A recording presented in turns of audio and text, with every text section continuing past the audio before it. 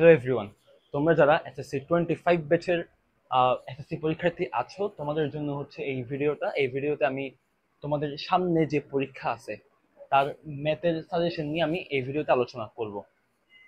শুরুতে আমি আমার পরিচয় দিই। আমার নাম আবরার মাহমুদ, বর্তমানে পড়াশোনা করছি বুয়েটে। আমার এসএসসি ব্যাচ ছিল 2020, আর তোমার এসএসসি ব্যাচ 2025, অর্থাৎ মাঝখানে 4টা ব্যাচ এসএসসি পরীক্ষা দিছে, 21, 22, 23, 24। এদের কারোরই কিন্তু ফুল সিলেবাসে পরীক্ষা হয় নাই, সবার ছিল শর্ট সিলেবাসে পরীক্ষা। আমরাই সর্বশেষ ফুল সিলেবাসে পরীক্ষা দিয়েছিলাম, তাও করোনার ঠিক আগে। আর এখন তোমরা ফুল সিলেবাসে পরীক্ষা দিবা, তাই এই জায়গার থেকে তোমাদের জন্য গণিতের এই সাজেশন রেডি করা। এখন দেখো, গণিতে একটা প্লাস পয়েন্ট আছে। প্লাস পয়েন্টটা হচ্ছে এখানে অনেকগুলো সেগমেন্টে ভাগ করা। তোমার টোটাল 4টা সেকশন থাকবে, ওই 4টা সেকশন থেকে তোমাকে আনসার করা লাগবে। তুমি একটা সেকশন থেকে অতিরিক্ত আনসার করতে পারবে না, অথবা কম আনসার করতে পারবে না। এটা এক প্রকার সুবিধা, আবার এক প্রকার অসুবিধা। তুমি যদি কোয়েশ্চেন অ্যানালাইসিস করে পড়াশোনা করো, তাহলে তোমার জন্য এটা একটা ব্লেসিং টাইপের। কেন ব্লেসিং, এটা আমি ব্যাখ্যা করতেছি। আহ, এই ভিডিওতে আমি হচ্ছে তোমার সৃজনশীলের জন্য, গণিত সৃজনশীলের জন্য যা যা লাগবে, তোমার যেসব অধ্যায় পড়া উচিত, ওগুলো নিয়ে তোমার মূলত আলোচনা করব। শুরুতে আসে পরিসংখ্যান। এই পরিসংখ্যান থেকে তোমার দুটো কোয়েশ্চেন আসবে, তোমার একটা আনসার করা লাগবে, এটা সবাই জানো। এখন দেখো, এখান থেকে তোমার একটা আনসার করা লাগতেছে, একটাই অধ্যায়। তুমি জানো এখান থেকে একটা কোয়েশ্চেন আসবে, তুমি জানো এখান থেকে তোমাকে আনসার করা লাগবে। তো তোমার এই অধ্যায়টা অনেক ভালোভাবে পড়া উচিত। এই অধ্যায় নিয়ে আমি কিছু এক্সট্রা কথা বলবো, যেগুলো অন্য অধ্যায় নিয়ে আমি বলবো না। দেখো, এই অধ্যায়ে আমি দুটো পার্টে ভাগ করছি। একটা পার্ট হচ্ছে ম্যাথমেটিক্যাল পার্ট, আর একটা পার্ট হচ্ছে তোমার গ্রাফের পার্ট। ম্যাথমেটিক্যাল পার্টে দেখো, এটা মধ্যক, প্রচুরক এবং সংক্ষিপ্ত পদ্ধতিতে গড়। এই মূলত এই তিনটা পার্ট থেকে তোমার কি আসে, অঙ্ক আসে, সেটা খতে আসবে। আর গতে আসবে গণসংখ্যা বহুভুজ, আয়তলেখ, অজিত রেখা। তো তোমার সবগুলোই পড়া লাগবে, কারণ এখানে যে কোনো একটা টপিক থেকে আসতে পারে। তুমি যদি গ্রাফ স্কিপ স্কিপ করো, তাহলে দেখা যাবে তুমি কোনোটার গ আনসার করতে পারবে না। একটা সৃজনশীলে ক, খ, গ থাকে। খতে আসবে নর্মালি ম্যাথ, এবং গতে আসবে এই গ্রাফগুলা। এটা হচ্ছে নর্মালি। মাঝে মধ্যে ব্যতিক্রম থাকতে পারে, কিন্তু আমরা নর্মালটার জন্য প্রস্তুতি নিব। যেহেতু অধ্যায় একটাই, তোমাকে এই অধ্যায়ে সবকিছুই পড়া লাগবে, যাতে তুমি এই অধ্যায়ের সবগুলো এমসিকিউ পারো, এই অধ্যায়ের সবগুলো সৃজনশীল তুমি আনসার করতে পারো। তখন দেখা যাবে তোমার এই অধ্যায় থেকে, অর্থাৎ এই পার্ট থেকে তোমার 10 নাম্বার কনফার্ম। বুঝতে পারছো? তো তোমার উচিত হবে না এই অধ্যায়ের কোনো একটা বিন্দু পরিমাণ পার্ট স্কিপ করা। আচ্ছা, এবার গেল পরিসংখ্যান। এখন আসে ত্রিকোণমিতি এবং পরিমিতি। এটাও আমাদের জন্য একটা ব্লেসিং। কেন ব্লেসিং? এখানে দেখো, 3টা কোয়েশ্চেন আসবে, তোমাকে 2টা কোয়েশ্চেন আনসার করা লাগবে। জ্যামিতিও সেম, বীজগণিতও সেম, কিন্তু এখানে অধ্যায় সংখ্যা অনেক বেশি। কিন্তু ত্রিকোণমিতি এবং পরিমিতি, এখানে অধ্যায় মাত্র 3টা, তার মধ্যে পরিমিতি থেকে একটা আসবেই। এই দুটা হচ্ছে ত্রিকোণমিতি সংক্রান্ত। এটা হচ্ছে তোমার ক্ষেত্রফল, আয়তন বা এই টাইপের যেসব ক্যালকুলেশন আসে, ওই সংক্রান্ত হিসাব নিকাশ হচ্ছে পরিমিতি। এখন দেখো, পরিমিতি চ্যাপ্টারটা একটু বড় আমি জানি, কিন্তু এই অধ্যায় থেকে তোমার মাস্ট একটা কোয়েশ্চেন আসতেছে। তুমি যদি 5 বছর, 5 বছরের বোর্ড কোয়েশ্চেন সলভ করো পরিমিতি, তাহলে তোমার এই পরিমিতির যা যা আছে সবকিছু তোমার ক্লিয়ার হয়ে যাবে, এবং তুমি 10 নাম্বার কনফার্ম পাচ্ছ। যদি 5 বছর নাও পারো, তাহলে অন্তত 2 বছরের তুমি বোর্ড কোয়েশ্চেন সলভ করবা। তাহলে হচ্ছে কি, পরিমিতি সম্পর্কে তোমার আইডিয়া চলে আসবে। তোমার 9টা বোর্ড, তার মানে 2 বছরে 9 × 2 18টা সেট কোয়েশ্চেন। এগুলো করলে তোমার পরিমিতির মোটামুটি ক্লিয়ার হয়ে যাবে। এবার আসে ত্রিকোণমিতিক অনুপাত এবং দূরত্ব ও উচ্চতা। ত্রিকোণমিতিক অনুপাত থেকে একটা কোয়েশ্চেন থাকবে, এটা মাস্ট। আর দূরত্ব ও উচ্চতা এখান থেকে প্রায় সবসময় থাকে, মাঝে মধ্যে মিস যেতে পারে। তারপরেও আমি বলবো, তুমি দূরত্ব এবং উচ্চতা আর পরিমিতি, এই 2টা চ্যাপ্টার যদি তুমি পড়ো, তাহলে তোমার 2টা সৃজনশীল কমন পাচ্ছ। অথবা এই 2টা পড়লে তুমি 2টা সৃজনশীল কমন পাচ্ছ। এখন তোমার চয়েস, তুমি কোন 2টা পড়বা। দূরত্ব ও উচ্চতা কেন বাদ দিচ্ছি না, কারণ হচ্ছে এই চ্যাপ্টার অনেক ছোট। এখানে 2 বা 3 টাইপের ম্যাথ আছে, বা হাইয়েস্ট 4টা টাইপের ম্যাথ থাকবে, এর চেয়ে বেশি থাকবে না।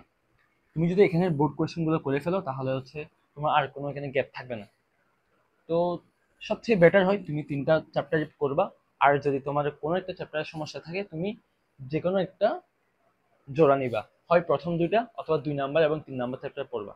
তাহলে তুমি এখান থেকে 20 নাম্বার কমন পাচ্ছ। এখন দেখো তোমার অধ্যায় আছে 17টা, তার মধ্যে এই 2টা অথবা এই 2টা এবং এই পরিসংখ্যান, অর্থাৎ মোট 3টা অধ্যায়। এই 3টা অধ্যায় পড়ার পর তোমার হচ্ছে কি 30 নাম্বার কনফার্ম হয়ে যাচ্ছে। এর জন্য বেশি বেশি বোর্ড কোয়েশ্চেন করা লাগবে। তুমি কলেজের কোয়েশ্চেন বা স্কুলের কোয়েশ্চেন এসব করে তোমার লাভ নাই খুব একটা। তোমার বোর্ড কোয়েশ্চেন করবা, বোর্ড কোয়েশ্চেনের মতোই তোমার কোয়েশ্চেনগুলো আসবে, কোয়েশ্চেনের খুব বেশি নতুনত্ব থাকবে না। এটা তোমার জন্য একটা প্লাস পয়েন্ট। আচ্ছা, এবার আসি হচ্ছে জ্যামিতি। জ্যামিতিতে দেখো 5টা চ্যাপ্টার, কিন্তু তার মধ্যে সবচেয়ে ইম্পর্টেন্ট চ্যাপ্টার হচ্ছে এই 2টা। এখানে দেখো বৃত্ত, বৃত্তের বৃত্ত থেকে একটা উপপাদ্য মাস্ট আসবে, একটা সিকিউ। কোত্থেকে আসবে? উপপাদ্য থেকে। এটা মাস্ট, তোমার বৃত্ত পড়া উচিত, এটা শেষ করা উচিত। আরেকটা আছে হচ্ছে ব্যবহারিক জ্যামিতি, এটা হচ্ছে তোমার সম্পাদ্য। এই সম্পাদ্য থেকে একটা কোয়েশ্চেন মাস্ট আসবে এবং অবশ্যই একটাই আসবে, একটার বেশি কিন্তু আসবে না। এখন একটা বিষয় খেয়াল করো, বৃত্তের মধ্যেও লাস্টের দিকে কিছু সম্পাদ্য আছে। এখন সম্পাদ্যে যে সিকিউরিটি আসবে, ওইখানে বৃত্তের একটা সম্পাদ্য দিয়েও দিতে পারে এবং প্রায় সময় আসে। তো এটা তোমার জন্য ওয়াইস ডিসিশন হবে যদি তুমি ব্যবহারিক জ্যামিতি এই চ্যাপ্টার এবং বৃত্তের সম্পাদ্য এই 2টা মিলে যে 10টার মতো সম্পাদ্য আছে সবগুলো ভালোভাবে প্র্যাকটিস করা এবং চিত্র এঁকে এঁকে প্র্যাকটিস করা, যাতে তোমার কম সময়ে তুমি আনসার করতে পারো। এবং এখান থেকে যেহেতু তোমার একটা কোয়েশ্চেন আসতেছেই, এটা তোমার করা উচিত। এই 2টা যে চ্যাপ্টার আছে, অনুপাত এবং হচ্ছে ক্ষেত্রফল থেকে উপপাদ্য, এগুলো থেকে খুব একটা কোয়েশ্চেন আসে না। তো তুমি চাইলে এগুলো স্কিপ করতে পারো অথবা এমসিকিউর জন্য পড়তে পারো। আর বাকি থাকে রেখা, কোণ, ত্রিভুজ। আচ্ছা, আমি তো বললাম এখান থেকে একটা কোয়েশ্চেন আসবে, বৃত্ত থেকে একটা আসবে, 2টা। তো বাকি যে একটা আছে, এটা খুব সম্ভবত রেখা, কোণ ও ত্রিভুজ থেকে আসতে পারে, অথবা এই 2টা থেকে খুব রেয়ার কেস আসতে পারে। এবং অনেক ক্ষেত্রে দেখা গেছে বৃত্ত থেকে 2টা চলে আসছে আর ব্যবহারিক জ্যামিতি থেকে একটা আসছে, এরকমও হইতে পারে। তো সবচেয়ে ভালো হয় তুমি এই 2টা চ্যাপ্টার অবশ্যই পড়বা, তাহলে তুমি এখান থেকেও 20 নাম্বার কমন পেয়ে যাচ্ছ। এখন একটা বিষয় খেয়াল করো, ব্যবহারিক জ্যামিতি, বৃত্ত, আর এখানে 2টা, এখানে একটা, 5টা অধ্যায়। এই 5টা অধ্যায় পড়তেছো, 5টা অধ্যায় পড়লে তোমার 50 নাম্বার হয়ে গেছে। এখন একটা বিষয় আরো ভালোভাবে খেয়াল করো, 17টা অধ্যায়, তার মধ্যে এই স্পেসিফিক 5টা অধ্যায় পড়লে, একটা, 2টা, এখান থেকে 2টা, আর এটা, এই 5টা অধ্যায় পড়লে তোমার 50 নাম্বার হয়ে যাচ্ছে। আর বাকি থাকে কয় নাম্বার? 20 নাম্বার। এই 20 নাম্বারের জন্য আমার যাইতে হবে বীজগণিতের কাছে। এখন বীজগণিত একটু কমপ্লেক্স। এখানে এখানে আমি যেভাবে নিশ্চিতভাবে বলতে পারতেছি এখান থেকে 2টা আসবে, এখান থেকে আসবে, এখান থেকে তো অবশ্যই আসতেছে, বীজগণিতের ক্ষেত্রে ওভাবে বলা যায় না।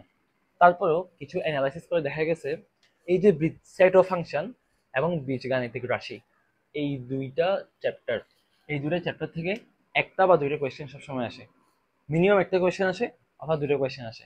তো আমি তোমাকে বলবো তুমি 2টা চ্যাপ্টার ভালো করে পড়ো, এখান থেকে তোমার একটা কোয়েশ্চেন আসবেই। তারপর থাকে সসীম ধারা।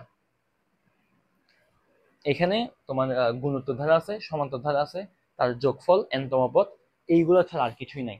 খুবই সিম্পল একটা অধ্যায় এবং এখান থেকে তোমার এমসিকিউ আসবে। তো আমি তোমাকে বলবো এই সসীম ধারা চ্যাপ্টারটাও পড়ো।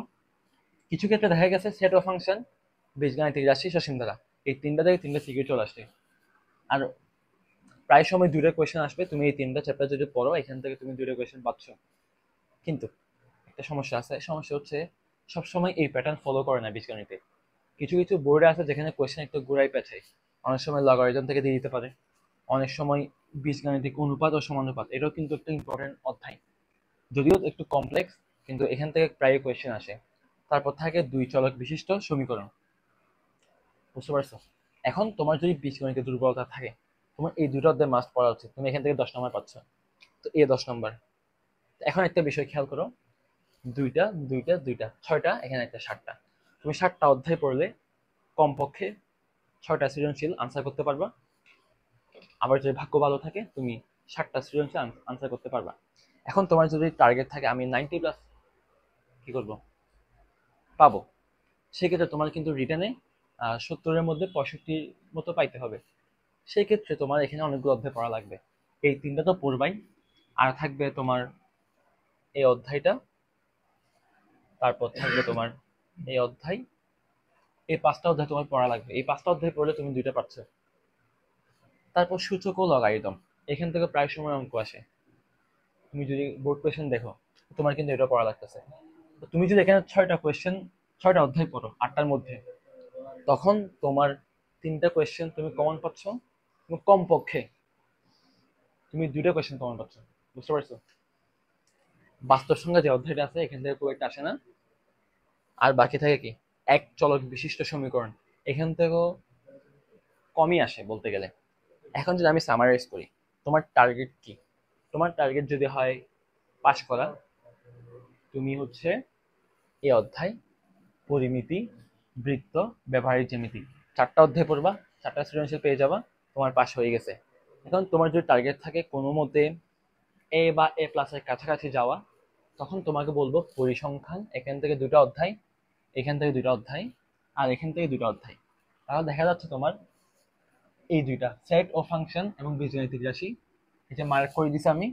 তারপর এই মার্ক করা 2টা, তারপর এখান থেকে যে কোনো 2টা, তারপর এখান থেকে পরিসংখ্যান। এই 7টা অধ্যায়, এই 7টা অধ্যায় যদি তুমি ভালোভাবে পড়ো, তোমার এ প্লাস বা এ প্লাসের কাছাকাছি তোমার মার্কস যাবে। এখন যদি তোমার টার্গেট থাকে ভালো একটা মার্কস নিয়ে আসা, 90+ মার্কস নিয়ে আসা, তখন তোমার কিন্তু একটু বেশি পড়া লাগবে। প্রথমত এমসিকিউর জন্য তোমার সবগুলো অধ্যায় ইম্পর্টেন্ট, যে কোনো অধ্যায় থেকে তোমার কোয়েশ্চেন আসতে পারে। এটা থেকে মাস্ট আসবে, তারপর এখান থেকে আসবে, এখান থেকেও আসতে পারে।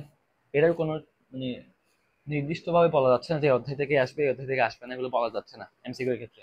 তো এমসিকিউ এর ক্ষেত্রে তোমার যা করতে হবে, তোমাকে বোর্ড কোয়েশ্চেন সলভ করা লাগবে। ধরো এই অধ্যায় থেকে যে 15-20টা বোর্ডের এমসিকিউ আসবে, ওগুলো করে ফেলবা। ওগুলো করে ফেললে তোমার একটা আইডিয়া চলে আসবে, তুমি এমসিকিউ পারবা। আর যদি নাও পারো, তোমার কিন্তু একটা দাগাই দিয়ে আসতে হবে, যেহেতু নেগেটিভ মার্কিং নেই, দাগাই দিয়ে আসবা। আচ্ছা গেল। এখন যা বলতেছিলাম 90+ পাওয়ার জন্য, 90+ পাওয়ার জন্য তোমাকে এই অধ্যায় পড়া লাগতেছে, এই 3টা পড়া লাগতেছে 4টা, এখানে 2টা পড়া লাগবে 7টা, সরি সরি 6টা, আর এখান থেকে তোমার 5টা অধ্যায় পড়া লাগবে, অর্থাৎ 11টা। 5টা বা 6টা পড়তে পারো, তো আমি ধরে নিলাম 6টা। 1টা, 2টা, 3টা, আর এই 2টা, 5টা, আর হচ্ছে লগারিদম, অর্থাৎ এটা, এটা, এই 2টা, এই 3টা, এই 3টা, এই 3টা। যদি তুমি পড়ো, এখানে 6টা, এদিকে 6টা, 12টা, এই টোটাল 12টা অধ্যায় পড়লে তোমার 90+ মার্কস পাওয়া অনেক ইজি হয়ে যাবে। এটা হচ্ছে তোমার কথা। এখন এই ভিডিও শেষের দিকে চলে আসলাম। নেক্সট ভিডিওতে আমি দেখাবো তুমি এমসিকিউ এবং সিকিউ কিভাবে আনসার করবা, এবং এমসিকিউতে তুমি কিভাবে ফাস্ট আনসার করবা, তোমার ক্যালকুলেশন মিস্টেক কিভাবে এড়িয়ে চলবা, এগুলো নিয়ে আমি নেক্সট ভিডিওতে বলবো। আজকের জন্য এতটুকুই।